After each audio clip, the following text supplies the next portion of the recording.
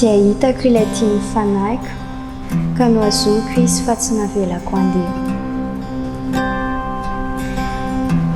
Tsy ho adiniko mihitsy ny nahitako an'itsoa amin'ny voalohany indrindra.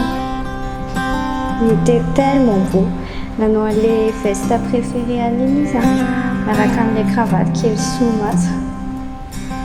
Dia mijery anahy izy dia mitsikitsiky be. Tonga dia ozy tao an-tsaiko tao hoe wow, c'est social tena sambatra be zao ny vadiny lehilahy io. Tena tsy haiko mihitsy hoe fananina nanazany eritreritry izany. Fa dia tena hoe vao nahita anazy dia ny vision an'ilay famille idéale no tsapako hitako tao aminy. Dia tena nomeny Jesosy anahy mihitsy ny soa avy tena tonga teo amin'ny fiainako izy. Taloha mbola tsy nahafantatra anazy dia nampianarina foana hoe izany vady izany cadeau en'Andriamanitra fotsy izany, tsy zavatra tadiavina fa fanomezana, tena hoe fanomezana ho an'Andriamanitra antsika. Nisy netsoa teo amin'ny fiainako dia tena bénédiction lehibe ho anahako.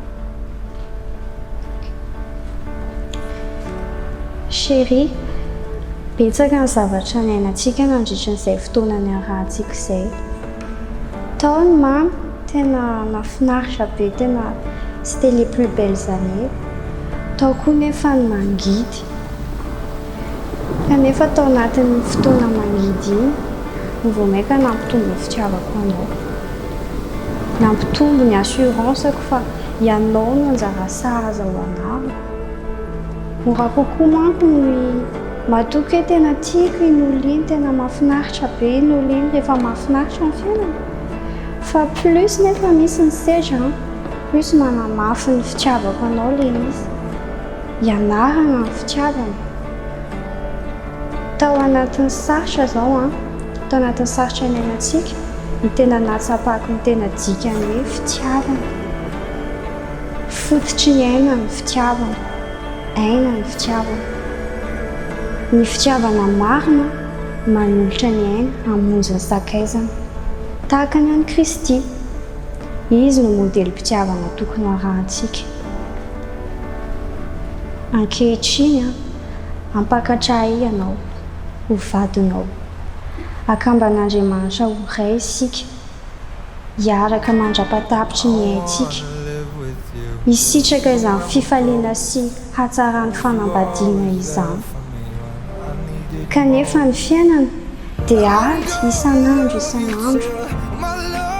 Ka na inona iainantsika dia mahazo matoky ianao fa ho eto aho.